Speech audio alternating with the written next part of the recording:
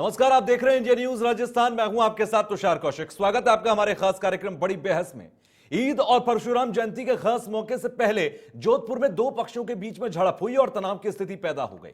दरअसल जालौरी गेट चौराहे पर धार्मिक झंडा फहराने को लेकर दो पक्ष आमने सामने आ गए और एक दूसरे पर जमकर पत्थरबाजी की और लाठी डंडे चलाए।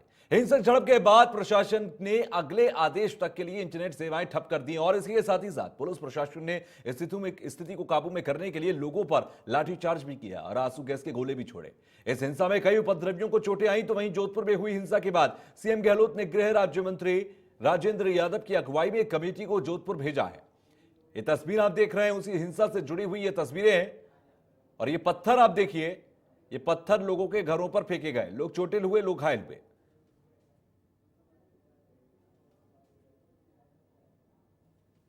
तो ये रात की तस्वीर है जिस वक्त कल ये हंगामा हुआ। उसके बाद आज सुबह फिर से यहां पर हिंसक झड़प हुई। कल रात यहां पर भगवा झंडे और इस्लामिक झंडे को लेकर दो पक्ष आमने सामने आ गए।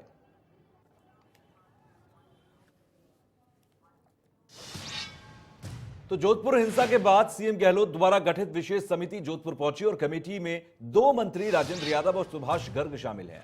साथ ही गृह सचिव और अतिरिक्त पुलिस महानिदेशक भी इस कमेटी का हिस्सा हैं। जोधपुर पहुंचने पर कमेटी ने जोधपुर के अस्पताल में जाकर घायलों की कुशलक्षेम पूछी और डॉक्टर्स को अच्छे इलाज के आदेश भी दिए। साथ ही साथ कमेटी ने जालौरी गेट सर्किल का मौका मुआयना भी किया। इस दौरान एडीजी हवा सिंह घुमरिया ने पुलिस अधिकारियों को सख्त निर्देश दिए ताकि अब कोई घटना ऐसी ना हो। यह बड़ा सवाल जरूर उठा है कि कल रात की घटना के बाद आज सुबह एक बार फिर से यह झड़प कैसे हुई। अगर कल सब कुछ नियंत्रण में रात आ गया था तो आज एक बार फिर से सुबह यह स्थिति क्यों बनी।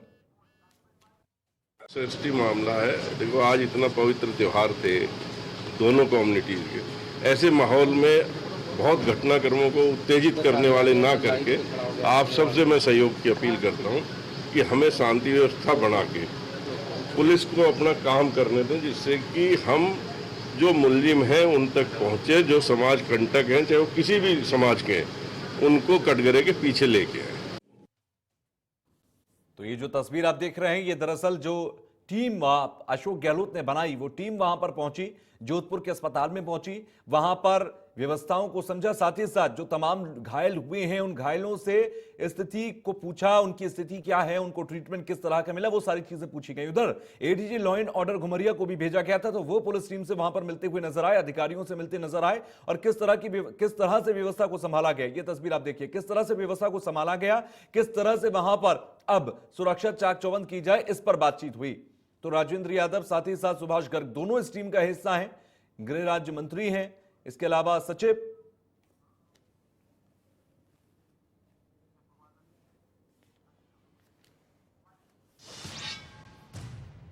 तो वहीं गृह राज्य मंत्री राजेंद्र यादव ने भी बयान दिया और कहा कि जोधपुर की घटना बेहद दुखद है। त्योहार के दिन कुछ असामाजिक तत्वों ने हिंसा भड़काई, हिंसा में लिप्त आरोपियों को बख्शा नहीं जाएगा, चाहे वो किसी भी धर्म या जाति के हों। वहीं उन्होंने बीजेपी पर निशाना साधा और कहा कि बीजेपी को ऐसे मुद्दे पर थोड़ी संवेदनशीलता दिखानी चाहिए।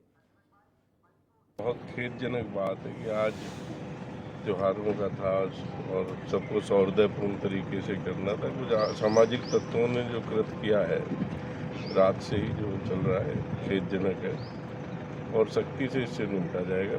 जो भी समाज कंटक हैं जो इस तरीके के विवाद करते हैं, धार्मिक भावनाओं का दोनों ही पक्षों में जो भी होंगे उनके खिलाफ सख्त कार्रवाई करना उनका काम है। इस तरीके की बातें करना वजह इसके कि आज त्योहार के दिन सौहार्दपूर्ण तरीके से सारी। तो जोधपुर में हुई हिंसा के बाद सीएम गहलोत ने बयान दिया और कहा कि जोधपुर में जो तनाव पैदा हुआ वो बहुत ही दुर्भाग्यपूर्ण है। राजस्थान और मारवाड़ की परंपरा हमेशा साथ रहने की रही है। मुख्यमंत्री ने लोगों से शांति बनाए रखने की अपील की, साथ ही कहा कि उन्होंने पुलिस प्रशासन को असामाजिक तत्वों से सख्ती से निपटने के आदेश दिए हैं। जोधपुर में जो तनाव पैदा हुआ है कल देर रात से वो बहुत ही दुर्भाग्यपूर्ण है और मैं समझता हूँ कि हमारी राजस्थान की और मारवाड़ की परंपरा रही है। सभी समाज के, सभी धर्मों के लोग हमेशा हर त्योहारों के अंदर भी प्रेम से, भाईचारे से रहते आए हैं।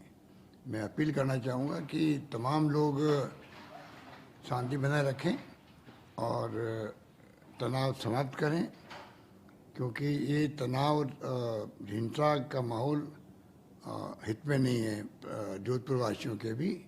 और जो लोग फिर भी ऐसे कोई तत्व एंटी सोशल एलिमेंट आते हैं तो सख्ती से निपटा जाएगा, ये मैंने पुलिस को निर्देश दे दिए हैं। और समय रहते हुए मैं समझता हूँ कि सबको समझना चाहिए कि सब मिलजुल करके जो हमारा भाईचारा बनाए रखें, ये मेरी बहुत मार्मिक। तो वहीं इस पूरे मुद्दे को लेकर केंद्रीय मंत्री गजेंद्र सिंह शेखावत ने जोधपुर में पीसी की और कहा कि जोधपुर की घटना पूरी तरह से सुनियोजित थी, क्योंकि वहां छतों पर एक जैसे पत्थर मिले जिनसे लोगों ने हमला किया। और वहीं उन्होंने पुलिस प्रशासन पर आरोप लगाते हुए कहा कि हिंसा की सूचना के बाद मौके पर पहुंची पुलिस ने उपद्रवियों के बजाय निर्दोष लोगों पर लाठीचार्ज किया। एक ही तरह के पत्थर जो या शायद किसी योजनाबद्ध तरीके से, और ऐसा मैं इसलिए कह पाता हूं क्योंकि अभी पिछले दिनों में जिस तरह से प्रदेश में करौली से लेकर के अन्य स्थानों पर जिस तरह की घटनाएं हुई है और जिस तरह से सुनियोजित रूप से छतों पर से पत्थर जो पहले से एकत्रित किए थे वो पत्थर बरसाए गए, ऐसा प्रतीत होता है कि इसी तरह की मंशा के साथ में तैयारी पहले भी की गई थी और जो है पथराव हुआ। पुलिस के अधिकारियों ने बिना देखे सोचे समझे पत्रकारों को और अन्य लोग जो वहाँ मौजूद थे, जो इस तरह की घटना का प्रतिकार करने के लिए, घटना को रोकने के लिए वहाँ एकत्रित हुए थे, उन सब के ऊपर ये लांछन लगाते हुए कि ये शराब के नशे में धुत हैं, उनके ऊपर लाठीचार्ज किया। तो आज बड़ी बहस में सबसे बड़ा सवाल यह है कि कल रात की घटना के बाद, कल रात वहां पर झड़प हुई, कल रात वहां पर पथराव हुआ, पुलिस पहुंची, स्थिति को कंट्रोल में लिया गया।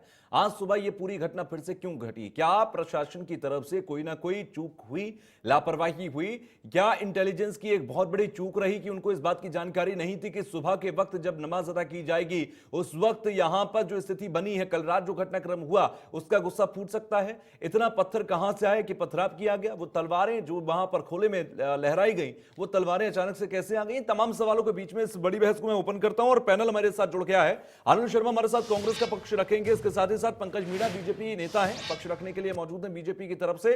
आप दोनों का स्वागत है। सबसे पहले मैं अरुण जी आप ही के पास आ रहा हूं, क्योंकि कांग्रेस की ही सरकार है राजस्थान के अंदर, इसीलिए सवाल कांग्रेस से किए जाना लाजमी भी बनते हैं।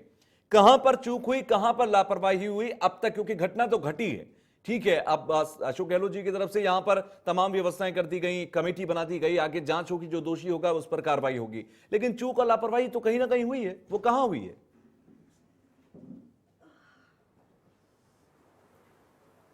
देखिए तुषार, सबसे पहले तो मैं आपके माध्यम से प्रदेशवासियों को अक्षय तृतीया की शुभकामनाएं देता हूं। आज ईद का त्योहार भी है, हमारे मुसलमान भाई लोग हैं उनको ईद मुबारक कहता हूँ।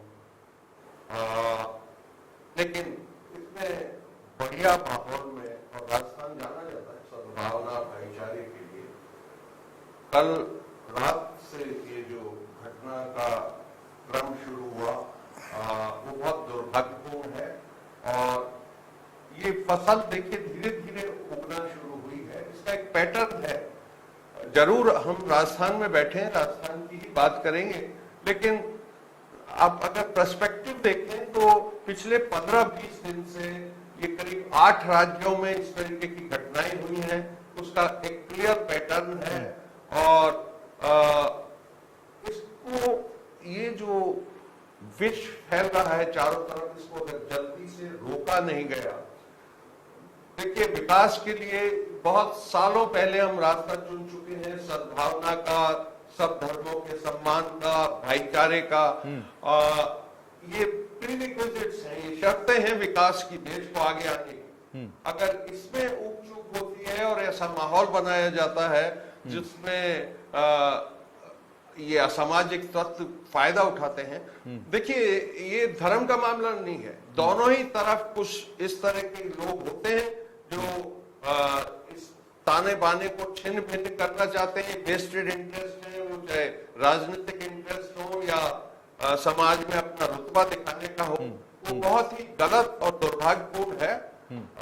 सरकार ने बहुत प्रॉम्प्टली एक्शन लेके, आपने देखा होगा, बिल्कुल हाई पावर्ड कमेटी जिसमें 2 मिनिस्टर शामिल हैं, home minister of state of home और इंचार्ज मिनिस्टर जो हैं doctor Subhash Garg, top brass जो पुलिस की है वो भेजी है, होम सेक्रेटरी भी गए हैं, वो सबसे मिल लिए हैं, दोनों संप्रदाय के नेताओं से मिले हैं, घायलों से मिले हैं। यानी कि आप ये कह रहे हैं और कि इस समय असामाजिक जो तत्वों द्वारा की प्राथमिकता गई ये है घटना वो थी वहाँ और घटना शांति के बाद अब बरकरार- आप जांच कर रहे हैं, जो भी दोषी होगा उस पर सजा जी। दी जाएगी, आगे कार्रवाई की जाएगी। ठीक है, आपके इस पक्ष के बाद मैं एक बार पंकज जी का पक्ष ले लेता हूं, फिर मैं आपसे काउंटर क्वेश्चन करता हूं। पंकज जी अपना पक्ष रखिए, क्योंकि ये साफ तौर पर कहना है कि ओके। असामाजिक तत्वों की तरफ से की गई एक घटना थी, और जब बात भगवा की आ जाती है, जब बात भगवा झंडे को लगाने और ना लगाने की आ जाती है, तो लोग उठकर देखने लगते हैं बीजेपी की तरफ कि ये घटना आपकी तरफ से की गई। तो क्या वो भगवा झंडे को लगाने और हटाने वाले के बीच में जो विवाद हुआ, क्या वो आप लोगों से कोई ताल्लुकात रखते हैं? तुषार भाई, सबसे पहले तो आपके माध्यम से, आपके चैनल से और आज राजस्थान की जनता से एक प्रश्न करना चाहूँगा। ऐसा राजस्थान के हिंदुओं ने क्या अपराध कर दिया कि हम अपने यहाँ त्यौहार नहीं मना सकते? रामनवमी पे यहाँ दंगे होते हैं, हनुमान जयंती पे यहाँ दंगे होते हैं, परशुराम जयंती के ऊपर हम जो हिंदू समाज के धर्म का एक प्रतीक सा है भगवा ध्वज, भगवा झंडा, वो लगा नहीं सकते। जो कल की जोधपुर की घटना हुई है उसकी शुरुआत ही भगवा झंडे से हुई थी। एक सर्किल के ऊपर भगवा झंडा लगा हुआ था, कुछ अपराधी तत्व लोगों ने उसको भगवा को हटा दिया और वो हरा लगा दिया। ये कौन लोग हैं जो एक और किसकी शय पे कर रहे हैं, ये सबसे महत्वपूर्ण है। तुषार, मैं आपको याद दिलाना चाहूंगा, 2-3 कंसिक्वेंस आपको याद दिलाना चाहूंगा। जयपुर के अंदर 2 जुलाई 2019 को एक 3 साल की बच्ची के साथ बलात्कार होता है, और बलात्कारी को जब पकड़ने पुलिस जाती है तो 3000 से अधिक लोग उसको, बलात्कारी को गिरफ्तार करने से रोकने की कोशिश करते हैं। और ना केवल रोकने की कोशिश करते हैं, वो पूरे क्षेत्र के अंदर दंगे करते हैं। उस क्षेत्र की सारी गाड़ियां तोड़ दी जाती है, उस क्षेत्र के घरों के अंदर घुस के आग लगाई जाती है। ये 2019 में हुआ था। पूरा प्रशासन मूक दर्शक बना रहा, 3 दिन तक जयपुर शहर बिल्कुल जाम रहा। ये बार बार इस प्रकार की घटनाएं होती है और सरकार उसको शय देती है। आपको ध्यान में होगा 2021 के अंदर राजस्थान के छबड़ा के अंदर दंगे होते हैं, कमल वाल्मीकि की हत्या कर दी जाती है और उस वाल्मीकि की हत्या के बाद में वहां दंगे भड़कते हैं। और दुर्भाग्य देखिए, उस दंगे का मुख्य आरोपी 4 दिन पहले मुख्यमंत्री के यहाँ रोजा इफ्तार पार्टी में पाया जाता है। ये लगातार ये सारी कंसिक्वेंस ये बताती है। करौली के अंदर जो घटना हुई, करौली के अंदर अभी 1 ही महीना हुआ है, मुख्य आरोपी जिसको वीडियो के अंदर देखा, पूरे देश ने देखा, वो अभी तक गिरफ्तार नहीं हुआ है। गिरफ्तारियां किसके हो रही है? मासूम लोगों की गिरफ्तारी हो रही है, पर मुख्य आरोपी वो अभी तक गिरफ्तार नहीं हुआ है। ये सारी चीजें ये बताती है कि राजस्थान की जो सरकार है, माननीय मुख्यमंत्री अशोक गहलोत जी की नेतृत्व की जो सरकार है, वो जानबूझ के इन अपराधी तत्वों को बढ़ावा दे रही है। जानबूझ के वो चाहती है कि राजस्थान का माहौल खराब हो, जिससे इनका वोट सुरक्षित हो। मैं समराइज कर देता हूं। आपने कहा कि लॉ एंड ऑर्डर संभल नहीं रहा, आपने कहा कि घटनाएं हो रही हैं लगातार हिंदुओं के खिलाफ और हिंदू त्योहारों पर खासतौर से, जिससे कि हिंदू अपना त्योहार ना मना सके। और तीसरी आपने यहां पर बात यह की है कि कार्रवाई होती है तो सेलेक्टिव तरीके से होती है, अपराधियों को बचाने की होती है। मैं इन्हीं तीनों क्वेश्चंस को लेकर चल रहा हूं। अरुण जी, आपके पास आ रहा हूं। मुझे ये बताइए कि क्या आपके सरकार के अंदर, कांग्रेस के सरकार के अंदर, राजस्थान में लॉ एंड ऑर्डर संकट में है? क्योंकि यह सवाल मेरा नहीं है, यह सवाल बीजेपी के नेता का भी है, चलिए खैर उनका भी होगा, लेकिन साथ ही साथ आम जनता का भी है। पिछले 1-2 महीने के अंदर जो लगातार रिपीटेड घटनाएं घट रही हैं, मैं पुराना रिकॉर्ड छोड़ देता हूं, 1-2 महीने की स्थिति जो है, मुझे इसी का हिसाब किताब दे दीजिए बस। तुषार जी, ये मेरा आरोप नहीं है, ये एनसीआरबी के आंकड़े हैं। ये एनसीआरबी के आंकड़े हैं, मेरा बीजेपी का आरोप नहीं है। आम जनता का प्रश्न तो भूल गई कांग्रेस सरकार, परंतु ये एनसीआरबी के आंकड़े हैं कि राजस्थान के अंदर अब तक पिछले 3 साल के अंदर 7 लाख एफआईआर दर्ज हो चुकी है, जब तो अब तक का रिकॉर्ड है। राजस्थान के अंदर अन्य राज्यों के मुकाबले बलात्कार 3 गुना है। राजस्थान के अंदर सर, मैं एनसीआरबी की पुरानी रिपोर्ट, मैं तो सिर्फ 2 महीने की बात कर रहा हूं सर। 2 महीने पहले, 2 महीने के अंदर का मुझे बताइए अरुण जी, कि जब पहली घटना घटी उसके बाद, चलिए करौली की घटना का मैं जिक्र कर ले रहा हूं, करौली की घटना घटी उसके बाद से ही पूरे राजस्थान के अंदर इस बात को लेकर इंटेलिजेंस के इनपुट्स होने चाहिए थे कि कभी भी कोई भी घटना हो सकती है। जब यह पता है कि एक पैटर्न चल रहा है कि हिंदू के त्योहारों के दिन यहां पर घटनाएं घटती हैं या फिर इस तरीके के सांप्रदायिक सौहार्द को बिगाड़ने की कोशिश की जाती है, तो फिर अक्षय तृतीया के दिन घटना घटी और वहां पर कोई रोक नहीं पाया।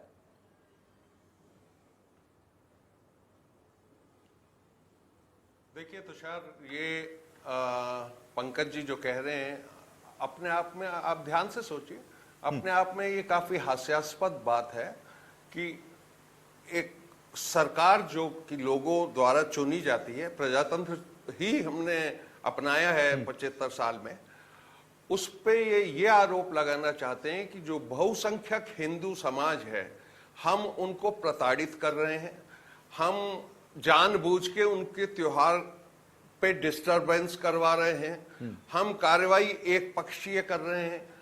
ये आप जरा गौर से सोचेंगे तो आपको इसकी सच्चाई का आकलन हो जाएगा। इसमें सिर्फ कॉमन सेंस की जरूरत है। दूसरा, मैंने जिक्र किया था, मैं चाहता नहीं था कि आज की तारीख में मैं वापस ये भारतीय जनता पार्टी कांग्रेस की बात करें। बहुत गंभीर घटना हुई है, उस पर कंट्रोल करना जरूरी है, भाईचारा कायम करना जरूरी है, लेकिन कोई भी डिबेट ये शायद पूरी नहीं होती ये जब तक ये नहीं कह लें कि ये सेलेक्टिवली मुसलमानों को बचा रहे हैं, हिंदुओं को टारगेट कर रहे हैं। मैं फिर एक बार ध्यान दिलाना चाहता हूं तुषार, ये स्पेसिफिक राजस्थान इशू नहीं है, इसको पूरे संदर्भ में देखना पड़ेगा। मैंने आपको जिक्र किया 15 दिन से 20 दिन से ये तमाशा जहां जहां भी इनकी चल जाती है ये। और अच्छा, दुर्भाग्य है कि राजस्थान में कोई इतिहास नहीं है सांप्रदायिक दंगों का, हिंदू मुस्लिम वैनस्म का। यहाँ सब चैन से भाईचारे से तो अचानक जीते से ये हैं, सब क्या? सब ये अपना आबो अपना हवा काम कैसे करते दूषित हो रही है हैं, सर? ये सब भी तो अपने अपने। बताइए। मैं बता रहा हूं ना आपको जी, मैं आऊंगा पंकज कोई जी। है जो उकसा रहा है, कौन है कोई सर? खुलकर जो बोलिए। उस- आप जो अगर आरोप इसमें लगा रहे हैं तो साफ-साफ कोई तो वोटों आपके की जहन में भी होगा। राजनीति देख रहा है, कोई शख्स क्योंकि तो होगा, कोई पार्टी तो होगी, कोई नेता तो होगा। देखिए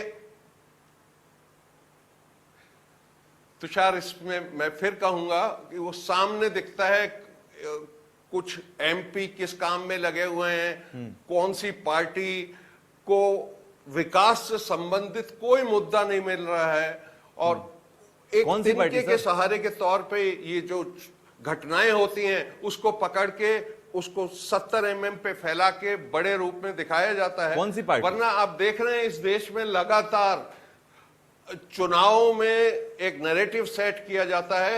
मैं कोई नई खबर नहीं दे रहा हूं तुषार आपको, यहां चुनाव से ठीक पहले बात की जाती है कि ये चुनाव भाइयों और बहनों 80 वर्सेस 20 का है। अच्छा, ये एक चीज और चुनाव, क्लियर कर दीजिए, क्या उदाहरण हम के चर्बी उदाहरण निकाल के देंगे, सहारे गर्मी से निकाल देंगे, एक चीज और मुझे क्लियर कर कब्रिस्तान, दीजिए, क्या आप शमशान। उदाहरण के सहारे जी। से अपनी बात को कहने की कोशिश कर रहे हैं कि देखिए ऐसा होता है तो ये हो भी सकता है, ये भी क्लियर कर दिए तो मैं आपका सवाल लेके चला जाता हूं फिर बीजेपी के नेता पंकज जी के पास, क्योंकि आपके सबसे बड़े प्रतिद्वंदी जी हाँ, राजस्थान मैं में ये गई कह रहा होंगे हूं चुनावों के दौरान। खास मकसद की वजह से, वोटों के ध्रुवीकरण की वजह से ये एक उन्माद सा क्रिएट किया जा रहा है। वोटों का उसमें ध्रुवीकरण बड़े करने नेताओं के का लिए, कुछ नहीं जाता। वोटों का ध्रुवीकरण आप उन करने के लिए बच्चों की शक्लें राजस्थान में देखिए चुनावों जो से 16-16, पहले इस तरह की 17-17 साल घटनाएं के हो रही बच्चे हैं। हैं। ये आपका पॉइंट है, इसी को लेकर पंकज जी मैं आपके पास आ रहा हूं। ध्रुवीकरण के लिए ये सारी घटनाएं हो रही है राजस्थान में। तुषार, हो सकता है अरुण जी ठीक कह रहे हो, पर इसमें दोषी कौन है ये एक बार अपन को जांचना पड़ेगा। ध्रुवीकरण कर आप कौन कह रहे हैं कि कोई भी सरकार बहुसंख्यक के खिलाफ ऐसा नहीं करती। हाँ, मैं वही उसी बात पे आता हूँ। देखिए, राजस्थान के अंदर रामनवमी होती है तो धारा 144 लगा दी जाती है। लगाने वाली कौन? सरकार, यानी कांग्रेस की, गहलोत जी की सरकार, जो धारा 144 लगा देती है। हनुमान जयंती पे लगा देती है। और आप मजे की चीज देखिए, जोधपुर में जो घटना हुई आज, कल वहां बवाल हो चुका था, कल रात को 11-12 बजे तक बवाल हो चुका था। उसके बाद में आपने धारा 144 क्यों नहीं लगाई? क्यों आपने वहां हजारों लोगों को इकट्ठा होने दिया? और क्यों आपकी इंटेलिजेंस की ये रिपोर्ट नहीं आप तक पहुंच पा रही कि वहां आज बवाल हो सकता है? आपका इंटेलिजेंस फेल्योर है, या आपका सिस्टम फेल्योर है, या सरकार खुद फेल्योर है? ये आपको जांचना चाहिए। इसमें आप कहते हैं कि कहीं ना कोई प्रोवोक कर रहा है, कोई पर्दे के पीछे से कर रहा है, तो श्रीमान जी ये सब कुछ तो कांग्रेस कर रही है, ये कांग्रेस के नेतृत्व की सरकार कर रही है। मैं आपको याद दिलाऊं, करौली की जब घटना हुई थी, करौली की घटना में एक बहुत सीधी से, उसको ट्रैक को देखेंगे, उसको करौली की घटना को पढ़ेंगे तो वहां शांतिपूर्वक रैली निकल रही थी, जो कि वहां के थानेदार अपनी रिपोर्ट में कह रहे हैं कि शांतिपूर्वक रैली निकल रही थी कि अचानक एक मस्जिद से और एक जिम के ऊपर से पथराव होने लगा। मैं कह रहा हूं कि वहां रैली के ऊपर पहले से पथराव के लिए पत्थर कहां से आए? टनों पर पत्थर कहां से आए? और वो भी मस्जिद के ऊपर, और वो भी एक पार्षद के भाई के जिम के ऊपर कैसे आए? ये सब कुछ ये शो करता है कि कहीं ना कहीं ये राजस्थान की जो आबो हवा खराब की जा रही है और ये राजस्थान के अंदर जो सांप्रदायिक ध्रुवीकरण किया जा रहा है, सांप्रदाय की आग में झोंका जा रहा है, इसके पीछे निश्चित रूप से कांग्रेस और सरकार की शय है। और लेकिन अदरवाइज पंकज जी, मुझे बताइए सरकार ऐसा क्यों करेगी? सरकार चाहती अपनी है ही इसको सरकार रोकना, के तो दौरान आप ये निश्चित कह रूप रहे से हैं आज कि ऐसे जोधपुर में लोगों को 144 प्रमोट कर लगा रही दी है जो अपने जाती। छतों पर पत्थर रख के बैठे हैं कि आइए दंगा करिए, फिर मेरी सरकार पर सवाल उठेंगे, हमें तो मजा आएगा। ऐसा तो होता नहीं है कहीं पर भी। सरकार ऐसा क्यों करेगी? नहीं, सुनिए सुनिए तुषार जी मैं बता रहा हूं, अब मैं ये घटना पूरी बता रहा हूं। जोधपुर में जब आप रामनवमी को 144 लगा सकते हैं, हनुमान जयंती पे 144 लगा सकते हैं, तो आज आपने जोधपुर में क्यों नहीं 144 लगाई, जबकि रात को घटना हो चुकी थी? सर, 10 जगहों पर आपने आज कर्फ्यू सुबह लगा तो। इंटरनेट बंद क्यों नहीं किया? 10 इलाकों में यह कर्फ्यू प्रश्न लगा ही तो। साबित करता है कि आप केवल और केवल जो अपने वोट बैंक है, और वोट बैंक में कौन सा है, जो आपराधिक तत्व जो वोट बैंक है, उनको सुरक्षित करना चाहते हैं, उनको संरक्षण देना चाहते हैं, जिससे वो मेरा मजबूती से मेरे साथ में खड़ा रहे। एक पॉइंट ये आपकी लगातार इस पूरी कोशिश बात है। में सियासत दूसरी की बात बातों मैं को एक अलग कर दूं। एक पॉइंट बहुत दूसरी बात वैलिड मैं एक आपने और कहना बोला यहाँ चाहूंगा। पर। एक पॉइंट बहुत वैलिड बोला कि कल रात जब घटना घटी तो उसके बाद इंटेलिजेंस आपके पास होना चाहिए था। मैं इसकी बात को लेकर अरुण जी आपके पास आ रहा हूं। मुझे दो बातों में से एक बात क्लियर करके बताइएगा। पहला पॉइंट ये कि इंटेलिजेंस आपके पास रिपोर्ट होनी चाहिए थी कि भाई ऐसी ऐसी घटना घट सकती है, ऐसी ऐसी जगहों पर प्लानिंग हो रही है, या तो आप ये कहिए कि जी इंटेलिजेंस रिपोर्ट थी, प्रशासन ने काम नहीं किया ठीक तरीके से, या तो आप ये कहिए कि इंटेलिजेंस ने काम ठीक तरीके से नहीं किया। हुआ क्या है?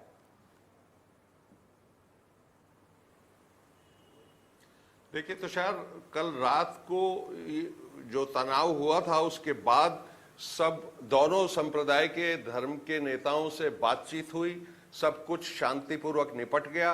एक तो ये मतलब ये झंडों की लड़ाई होती ही क्यों है, मतलब कोई मतलब ही नहीं था उस समय कि किस कलर का झंडा लगाना है, ये एक नया पैटर्न है।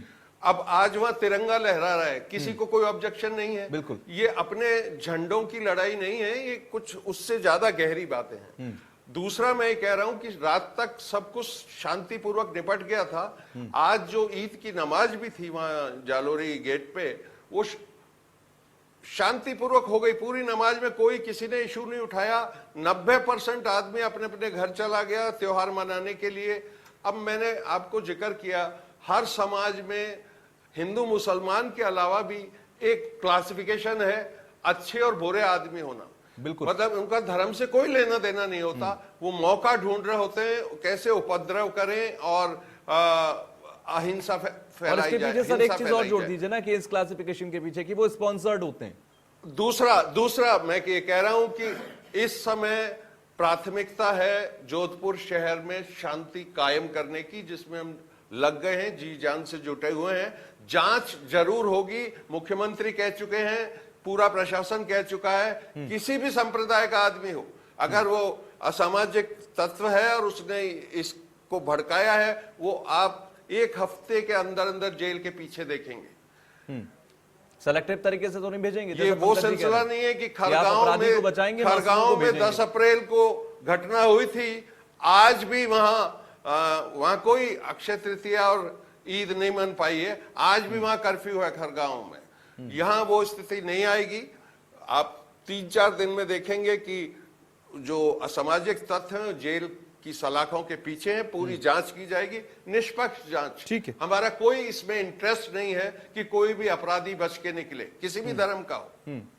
ठीक है, बस मुझे लगता है कि बेहतर ये होगा कि जब कार्रवाई होगी और कार्रवाई किसी के ऊपर होगी तो उसमें संतुष्टि दोनों पार्टी को हो, आम जनता को भी हो। मुख्य आरोपी अंदर जाए, आरोपी अपराधी अंदर जाए, और पंकज जी को यह कहने का मौका अगली बार की डिबेट में ना मिले कि देखिए सिलेक्टिव तरीके से कार्रवाई उन्होंने तो जोधपुर में भी की थी, जैसे अभी एग्जाम्पल भी दे रहे थे पंकज जी। ठीक है, आप दोनों हमारे साथ बने रहिएगा।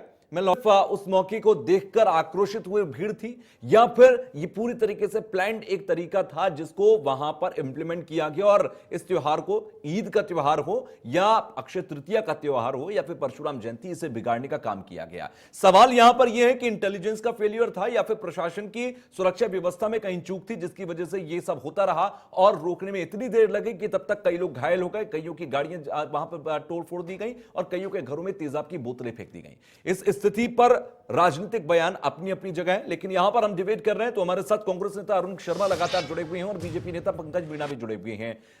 अरुण जी, आप काफी देर बोलते रहे पिछले ब्रेक से पहले जब हम आपसे बात कर रहे थे। अब मैं पंकज जी के पास इसी बात को लेकर जाता हूं। पंकज जी, बार बार अरुण जी एक बात को बोल रहे हैं कि ये दरअसल एक ऐसी घटना थी जो यहां पर माहौल को बिगाड़ने के लिए की गई थी।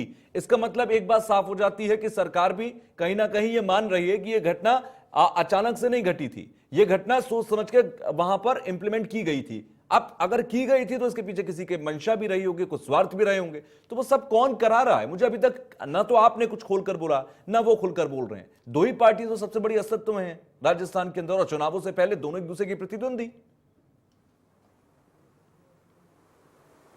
तुषार जी, मैं तो भारतीय जनता पार्टी इस मामले में बड़ा खुल के बोल रही है, और वहाँ माननीय सांसद और केंद्रीय मंत्री गजेंद्र सिंह शेखावत ने जोधपुर में पत्रकार वार्ता करके भी बहुत स्पष्ट कहा कि पूरे दंगाग्रस्त क्षेत्र में एक ही तरह के पत्थर मिलना, ये सीधा सीधा एक संकेत है कि ये सब सोचा समझा था। सोचा समझा इसलिए था क्योंकि कल जब घटना हो गई रात को, तो आपने पूरी रात किसका इंतजार किया? धारा 144 लगाने का। आपने किसका इंतजार किया? कर्फ्यू लगाने का। आपने किसका इंतजार किया? इंटरनेट बैन करने का। ये सीधा सीधा ये बताता है कि कहीं ना कहीं इनको सबको संरक्षण है सरकार के द्वारा। अभी ऐसा नहीं है सर, रात में 1 बजे इंटरनेट बैन कर दिया गया था, उसके बाद आज सुबह कर्फ्यू भी लगाया गया। ऐसा नहीं है, कार्रवाई तो की गई, मौके पर की गई। हाँ, मैं वही मैं बात कह रहा हूं। ये घटना होने का पूरा आपने ड्यूरेशन दिया, समय दिया कि हाँ सुबह नमाज अदा करी जाएगी, नमाज के बाद में ये तथाकथित शूरवीर निकलेंगे तलवार लेके हिंदुओं के मोहल्ले में, इसका इंतजार किया। उसके बाद इन्होंने कर्फ्यू की घोषणा करी। मैं साथ में तुषार जी की और बताना चाहूंगा, ये कहते हैं जांच हो जाएगी। मैं जांच के बारे में की बताना चाहूंगा। अभी ठीक एक महीना पहले करौली में दंगे हुए, और करौली के दंगे के तुरंत बाद में कांग्रेस ने एक समिति बनाई माननीय रफीक खान विधायक महोदय के अध्यक्षता के अंदर जांच करने के लिए। रफीक खान जी वहां गए और कुल मिला के 1 घंटा 38 मिनट वहां रुके, और 1 घंटा 38 मिनट में आने के बाद में उन्होंने जांच रिपोर्ट ये दी कि साहब वहां भड़काऊ नारे लगाए इसलिए दंगे हुए। अब मुझे ये सुनाइए कि वो जो यात्रा निकल रही थी, हिंदू नववर्ष में रैली निकल रही थी, वो वंदे मातरम के नारे लगा रहे थे, वो भारत माता की जय नारे लगा रहे थे, वो जय श्री राम के नारे लगा रहे थे। अब रफीक खान साहब को और कांग्रेस को ये नारे भड़काऊ कब से नहीं लगने लग गए? और रफीक खान साहब ने जांच रिपोर्ट में ये क्यों मेंशन नहीं किया कि वहां घरों पे घरों से मस्जिदों से पथराव हुआ, और वो पथराव के लिए टनों पत्थर कैसे आया, ये उन्होंने जांच में क्यों नहीं किया? क्योंकि कांग्रेस को जांच के नाम पे लीपापोती करनी है, अपराधी को पकड़ना नहीं है। अपराधी को पकड़ना होता, जैसा अभी इन्होंने दावा किया कि सप्ताह भर के अंदर अपराधी पकड़े जाएंगे। मैं आपसे पूछता हूं कि करौली का मुलजिम मकबूल वो अभी तक 1 महीने में गिरफ्तार क्यों नहीं हुआ? देखिए, वो मकबूल जो था वो सीधा सीधा वीडियो में दिखाई दे रहा है कि किस प्रकार वो दंगा फैला रहा है। वो दंगे से पहले वाले दिन मीटिंग करता हुआ नजर आ रहा है। उसके बाद में 1 महीने में आपने मुख्य आरोपी को गिरफ्तार नहीं किया, तो हम कैसे मान ले कि आप जोधपुर के आरोपी को 1 सप्ताह में गिरफ्तार कर लोगे? और मजे की चीज देखिए, जोधपुर में दंगे होने के बाद में जो पुलिस की कार्रवाई हुई ना, तुषार जी, बड़ा दुर्भाग्यपूर्ण तरीके से कहना पड़ता है कि बहुसंख्यक समाज के घरों में घुस के पुलिस ने लाठीचार्ज किया। जो लोग घटना का विरोध कर रहे थे उनको, मतलब पीड़ित जो थे, उनको पुलिस ने बेरहमी से लाठियों से पीटा। ये कौन सा गहलोत जी का न्याय है कि पीड़ित की पिटाई करे और अपराधियों को आप संरक्षण दे? ये मुझे अभी तक समझ में नहीं आ रहा। ये सीधा सीधा गहलोत जी की शय से, कांग्रेस की शय से होने वाली घटनाएं हैं। इसलिए भारतीय जनता पार्टी कोई बात छुपा नहीं रही है। ये बड़ा स्पष्ट है कि कांग्रेस के संरक्षण में लगातार घटना हो रही है। मैं आपको एक बार फिर याद दिलाऊंगा, 2 जुलाई 2019 को जयपुर में जो घटना हुई जिसका मैंने पहले वर्णन किया, अगर उसमें अपराधी पकड़ा गया होता तो आज ये मैसेज नहीं जाता इन अपराधी तत्वों को। आज राजस्थान के ये जो अपराधी तत्व है ना, इनको बहुत खुली छूट है कि अपने तो कुछ भी करो, गहलोत जी बैठे, होना ज्यादा कुछ है नहीं। और इसीलिए लगातार ये घटनाएं हो जा रही है, और 3 साल के अंदर 40 से ज्यादा घटनाएं हो चुकी है। जवाब दीजिए अरुण जी। देखो तुषार, मैं तो इस देश में सुप्रीम कोर्ट का बहुत आभारी हूं कि उसका इकबाल अभी भी चलता है। आपने सुना होगा उत्तराखंड में, मध्य प्रदेश में धर्म संसदें हुई थी। उनको मैं धर्म संसद नहीं मानता हूं, क्योंकि गेरुआ वस्त्र पहनने से कोई आदमी ज्ञानी या संत नहीं हो जाता, ये मेरा पक्का यकीन है। उन धर्म संसदों में इनने ओपन घोषणाएं की हैं कि एक संप्रदाय को जड़ से साफ किया जाए। हिंदुओं को आह्वान किया है, हथियार उठा लो। एक बार नहीं, 2 बार। एक आध दिन के लिए अरेस्ट किया हुआ आदमी दोबारा दिल्ली में करता हुआ पाया जाता है। शुक्र है सुप्रीम कोर्ट का, अभी परसों ने इंटरवीन करके हिमाचल प्रदेश में एक बार फिर धर्म संसद हो रही थी, उसको रुकवाया। पहली बार इफेक्टिवली रोकी गई और नहीं होने दी गई। ये किस टाइप की चुप्पी है भारतीय जनता पार्टी की, जब आप धर्म संसदों में ओपन आह्वान कर रहे हो कि इस संप्रदाय को जड़ से मिटा दो, आओ हथियार उठाओ। हथियार कौन उठाता है? आप उनकी शक्लें देखिए वीडियो में। 16 से लेके 22 साल के बच्चे जिनको इंजीनियर होना था, डॉक्टर होना था, बाबू होना था ऑफिसेज में, वो एक कपड़े की लीर बांध के वो सबसे आगे चल रहे हैं। तो आप ये कह रहे हैं, देश का भविष्य अरुण जी, आप ये कह रहे हैं कि इससे धर्म संसद से ये जो हम होना है पथराव क्या? करने वाले तमाम युवाओं को देख रहे हैं, हम ये जो तलवार लहराने वाले लड़कों को देख रहे हैं, दरअसल ये धर्म संसद से आते हैं।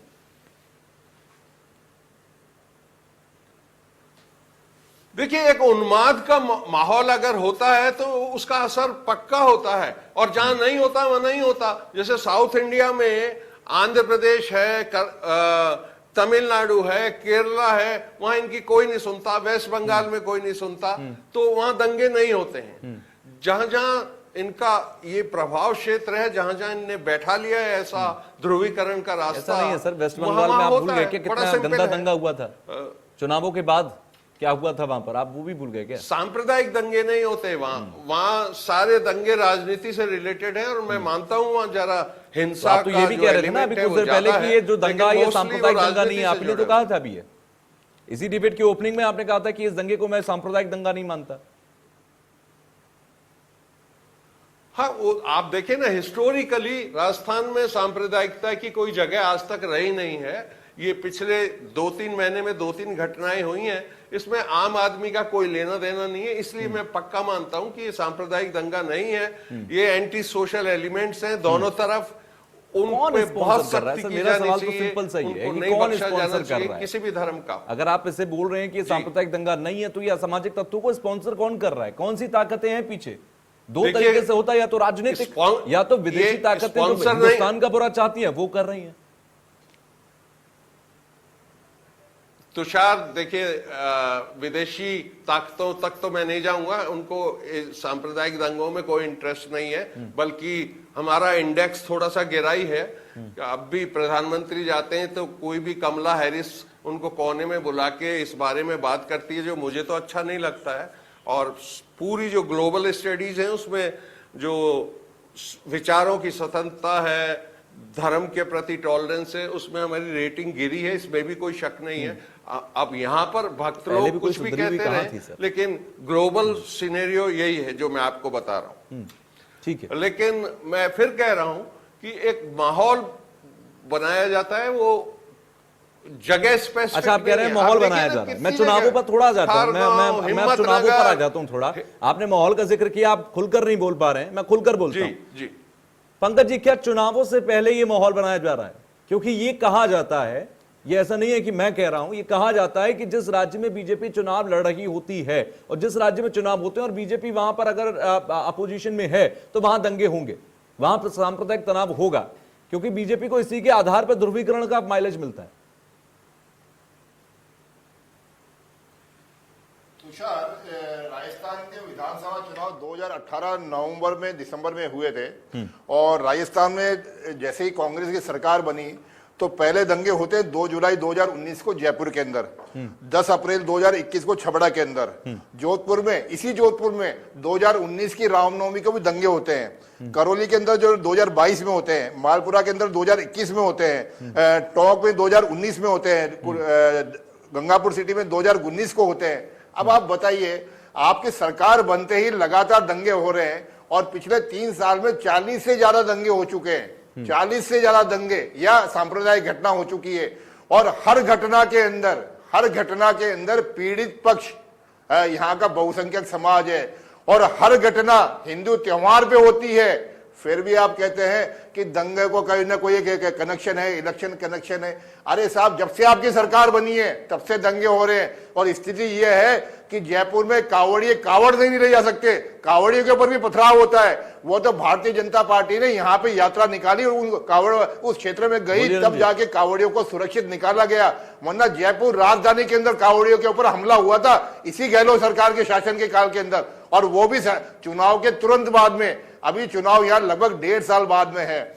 कुल मिला के कांग्रेस को करना यह है कि इसको किसी तरह हिंदू मुसलमान करके अपना वोट सुरक्षित रखे, और अपने वोट के नाम पे जो थोड़े लोग बदमाश लोग हैं ना, अपराधी तत्व लोग, अराजक तत्व लोग, और जो सांप्रदायिकता फैलाने वाले लोग हैं, उनको अपने साथ में लेके खुश होती है। और इसी कारण से आज कांग्रेस की स्थिति ये हो गई है कि पूरे देश में केवल 2 राज्यों में रह गई है, और वो 2 राज्य भी अगले 2 साल के अंदर इनकी जेब से निकल जाने वाले हैं। और फिर कांग्रेस आराम से नेपाल में जाके किसी होटल के अंदर शादी ब्याह पार्टी के अंदर पार्टी मनाए, किसी राज्य हिंदुस्तानी को दिक्कत नहीं होगी। परंतु तब तक ये इनका जो चेहरा है, ये राजस्थान की आबो हवा खराब करेगी और पता नहीं कितने युवाओं को बर्बाद करेगी। बोलिए अरुण जी। तुषार, मुझे तो क्या बोलना है, पंकज जी ने आपको बता ही दिया कि हम तो उस डाल पे बैठे हैं जहां कुल्हाड़ी मार, अपने ही पैरों पे कुल्हाड़ी मार रहे हैं इनके मुताबिक। आपने इलेक्शन की बात की, ये सही बात है। इलेक्शन जब भी होता है एक नैरेटिव सेट हो जाता है, हम सब चश्मदीद गवाह हैं, ये पूरा देश देख रहा है, नतीजे कुछ भी हो। हमें ये ताने सुनने की आदत है, अब आप 2 स्टेट में हो, 2.5 में हो, 3.5 में हो, हम और कुर्बानी देने को तैयार है। 2-4 और इलेक्शन हार जाएं, हमारी स्वास्थ्य पे कोई ज्यादा असर नहीं पड़ेगा तुषार, लेकिन हम जो प्रिंसिपल हैं इस देश के, जो भाईचारा है, धर्मनिरपेक्षता है, उससे पीछे नहीं हटेंगे। एक बात। दूसरा, पंकज भाई कह रहे थे कि इलेक्शंस में हारेंगे ये, और हार गए, 2 में ही रह गए हैं। 8 बाई इलेक्शन हुए हैं पिछले 3 साल में, जब से कांग्रेस सरकार है, और उन्होंने जो दंगों की फहरिस्त सुनाई है। 6 में कांग्रेस जीती है, 8 में से 6। 2 उपचुनावों में भारतीय जनता पार्टी 4थे नंबर पे, 1 में, दूसरी में जमानत जब्त है। तो ये तो जनता का रेस्पॉन्स है जिससे इन्हें आंखें मूंदी हुई हैं। अब इनके पास गवर्नेंस का कोई इश्यू नहीं है, यहाँ राजस्थान का कर्मचारी खुश है, हेल्थ मैनेजमेंट और जो महामारी का प्रबंधन था उसकी तारीफ सब जगह है, कोई चुनावी मुद्दा नहीं है। ये आखिरी और पहला हथियार होता है इनका हर इलेक्शन में। कुछ जगह सफल होते हैं। देखिए ना, आप यूपी के इलेक्शन में ये स्पष्ट था ना कि ये 80 वर्सेस 20 का चुनाव है, हम चर्बी निकाल देंगे, हम गर्मी निकाल देंगे, और कब्रिस्तान, शमशान, वहां लाइट क्यों है, यहाँ क्यों नहीं है, ये सब हमने देखा है। ठीक है, नतीजा आपके फेवर में आ गया। वो लाइसेंस नहीं है कि आप सही हो। एक तो ये है मैंडेट का गलत अर्थ निकालना। लोग आपके विकास के वादों पे वोट देते हैं, आप उसका हिंदी में अर्थ निकालते हैं कि हिंदू मुसलमान ही करना है, देखो वही जीतता है। इसका क्या इलाज है? जनता किसी और उम्मीद से आपको वोट देती है।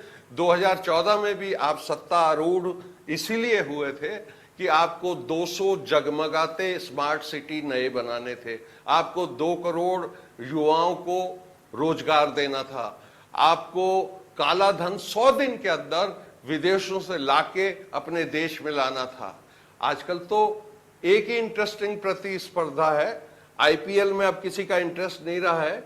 एक महीने अडानी जी टॉप पे आ जाते हैं, दूसरे महीने अंबानी जी आ जाते हैं, जो नीचे रह जाता है वो शायद सरकार से कहता है ये क्या इंसाफ है, मैं नीचे हो गया हूं, उसको समझाया जाता है अभी और भी सामान बाकी है, बीएसएनएल बाकी है, एलआईसी बाकी है, तुम धैर्य करो। हमने तो विकास उनका देखा है। आपको तुषार मैं इसी चैनल पे जानकारी दे दूं, 2012 में श्रीमान अडानी जी ने अप्लाई किया था दिवालिया घोषित होने का, बैंकों को पैसा नहीं दे पा रहे थे। फिनोमिनल ग्रोथ है, इसे कहते हैं प्रोग्रेस, इसे कहते हैं तरक्की। आज वो शख्स 5वें नंबर पे है। ये बाद की बातें हैं, किसी दिन ये चीजें खुलेंगी तब पता चलेगा, लेकिन देश की जो आर्थिक स्थिति है वो अलग है। आपका वहां ध्यान नहीं जाए, बेरोजगारी पे नहीं जाए, महंगाई पे नहीं जाए, पेट्रोल डीजल की कीमत पे नहीं जाए, इसलिए ये छोटे मोटे आतिशबाजियों के खेल चलाए जाते हैं, जिससे आपका ध्यान वहीं लगा रहे। करौली में क्या हो रहा है, खरगांव में क्या हो रहा है, हिम्मतनगर में क्या हो रहा है ना। लेकिन देखिए, आम जनता के घर में जब तेजाब की बोतल जाकर गिरती है, आम आदमी के घर में जब पत्थर जाता है और किसी शख्स, एक शख्स को लगता है, तो आदमी सरकार की तरफ देख के पूछता है कि भाई ठीक है, किसी ने नहीं किया, किसी ने करवाया, लेकिन लगा तो मेरे, और मैं किसकी तरफ देखूं? लॉ एंड ऑर्डर किसकी जिम्मेदारी? मैंने वोट लॉ एंड ऑर्डर के लिए किसको दिया था? कांग्रेस को दिया था, तो कांग्रेस इसकी जवाबदेह है ना। देखिए, हमारी जिम्मेदारी है, हम पूरी तरीके से उसको निभा रहे हैं। करौली में आपने देखा होगा, with in a week everything was under control. Next day, दंगे के नेक्स्ट डे बच्चों ने एग्जाम्स दिए हैं शांतिपूर्वक। घटनाएं हो जाती हैं, कई बार आपके कंट्रोल में नहीं होती। महत्वपूर्ण यह है कितनी त्वरित कार्रवाई आप करते हैं, कितने इंसाफ से आप चीजें करते हैं बिना दिखावा किए, वो ज्यादा महत्वपूर्ण है। इतना बड़ा प्रदेश है, इतना बड़ा देश है, ये गुंजाइशें तो हैं कि कई बार अपराधी सफल हो जाएं। अच्छा ठीक है, मेरे पास 2 मिनट है। ये है कि मेरे पास आप 2 मिनट है, मैं आप दोनों को एक मिनट देता हूं। हैं। आप दोनों को एक मिनट देता हूं। मुझे इस बात से कोई मतलब नहीं होता कि बीजेपी अगले चुनाव से पहले क्या कर रही है, क्या नहीं कर रही है। मुझे इस बात से कोई मतलब नहीं है कि कांग्रेस के लिए क्या जरूरी है, क्या नहीं है। मेरे लिए सिर्फ एक बात मायने रखती है, वो है आम जनता के घर में पत्थर ना फेंके, आम जनता के लिए कोई कानून के हिसाब से कोई गलत ऐसा माहौल ना बने जिसमें उसकी जान मुश्किल में आ जाए। मैं बीजेपी के पास पहले जाता हूं। पंकज साहब, मुझे ये बताइए कि ये जो हो रहा है, ये जो तस्वीरें हम देख रहे हैं जिसमें खुले में लड़के तलवार लेकर घूम रहे हैं, पत्थर फेंक रहे हैं लोगों के घरों के अंदर, इस पर अब बीजेपी का स्टैंड क्या है? क्या करेगी बीजेपी? आपकी भी तो जिम्मेदारी है, क्योंकि आप चुनाव में अगले बार पहुंचेंगे, वादे करेंगे। ये बिल्कुल सीधा सीधा एक कांग्रेस का षड्यंत्र है कि आप अपने वोट सुरक्षित करने के लिए किसी को भी बहुसंख्यक समाज को त्योहार मत मनाने दो, उनके मंदिर उजाड़ दो, उनकी गौशालाएं उजाड़ दो, और केवल मेरा वोट सुरक्षित हो, मेरा वोट को संरक्षण मिले, ये इनकी योजना है जो लगातार चल रही है। और मैं समझता हूं कि ये जब बार बार राजस्थान की घटनाओं से, राजस्थान में अपने फेल्योर से ध्यान भटकाने के लिए मध्य प्रदेश, गुजरात, यूपी या इधर उधर टूर करने लगते हैं, तो ये भूल जाते हैं कि वह यूपी जहां पे 52,000 लाउड स्पीकर बिना किसी विरोध के हटा दिया गया, और वो जो 52,000 लाउड स्पीकर हटाए गए वो हिंदू मंदिरों से भी हटाए गए, मुसलमानों की मस्जिद से भी हटाए गए, सिखों के गुरुद्वारे से भी हटाए गए, और बिना किसी विरोध के। ये होता है शांतिपूर्वक किसी राज्य के अंदर शांति स्थापना करना और लॉ एंड ऑर्डर स्थापित करना। राजस्थान से 4 गुना बड़ा स्टेट है यूपी, जहां शांतिपूर्वक इतना बड़ा काम कानून का राज स्थापित करने का काम किया। मुझे आपसे क्या हो रहा है? मुझे राजनीति में नहीं जाना, मुझे सियासी समीकरण, मेरे पास समय की थोड़ी पाबंदी है, जिला संभाला नहीं जा रहा, मेरे पास समय की थोड़ी पाबंदी है। अरुण जी, मैं आपके पास आ रहा हूं। मुझे अगले 30 सेकंड, 40 सेकंड, 50 सेकंड में बताइए कि आज जो हुआ, क्या वो दोबारा रिपीट तो नहीं होगा? कल रात ये घटना घटी थी, आज सुबह फिर घटी, अब क्या होगा आगे? देखिए तुषार, हम 75 साल पहले एक रास्ता तय कर चुका है ये देश। हमारे पूर्वजों ने, जो बहुत बुद्धिमान थे, उनने तय कर दिया कि इस देश में भाईचारा रहेगा, सद्भाव रहेगा, सारे धर्मों का आदर किया जाएगा, एकता रहेगी, तब ही विकास संभव है। और ये आज भी रिलेवेंट है। किसी को हिंसा से, सांप्रदायिक दंगों से हमने तरक्की करते हुए देखा ही नहीं है। आप किसी भी तरीके की बातें करें, देखिए विश्व इतिहास में भी आप देखेंगे तो वो चाहे जर्मनी हो, जापान हो, अमेरिका हो, इन सब ने भी अपने इतिहास में बड़ी बड़ी गलतियां की हैं। बिल्कुल वही देश सफल हुए हैं जो अपनी गलतियों से कुछ सीखें और उनको भूल जाएं और विकास के रास्ते में जुड़ मैं भी जाएं। उम्मीद करता यहाँ हूं कि हमको मैं भी डेली उम्मीद याद करता हूं कि दिलाने कल की जो कोशिश गलतियां की रह जाती गई है। इंटेलिजेंस के 1200 लेवल साल पर हो, पहले चाहे क्या वो लॉ हुआ एंड ऑर्डर था, के लेवल पर हो, 250 चाहे वो साल प्रशासन पहले के क्या लेवल पर हुआ हो, था। उन गलतियों से सीखें। और अब राजस्थान में करौली हो गई, इसके बाद आज की घटना जोधपुर की हो गई, इन घटनाओं के बाद कोई दूसरे शहर का नाम मुझे ना लेना पड़े, मुझे आप लोगों से फिर से एक बार दंगे पर, सांप्रदायिक तनाव पर बात ना करनी पड़े, मैं भी ऐसी उम्मीद करता हूं। आप दोनों का बहुत बहुत शुक्रिया हमसे जुड़ने के लिए, बातचीत करने के लिए। कुल मिलाकर जल्द से जल्द जांच समिति अपनी जांच सौंपे, जल्द से जल्द जोधपुर के अंदर एक बार फिर से वहां पर शांति बहाल हो, लॉ एंड ऑर्डर बहाल हो, क्योंकि अशोक गहलोत ने टीम भेजी है, वहां पर पुलिस प्रशासन पूरी तरह से मुस्तैद है। तो हम उम्मीद करते हैं कि सब कुछ बेहतर हो। और अगर आप जोधपुर से हैं और आप मुझे देख रहे हैं तो शांत रहिए, आसपास तनाव को जल्द से जल्द रिलैक्स करने की कोशिश कीजिए। इसी के साथ मुझे दीजिए इजाजत। आगे भी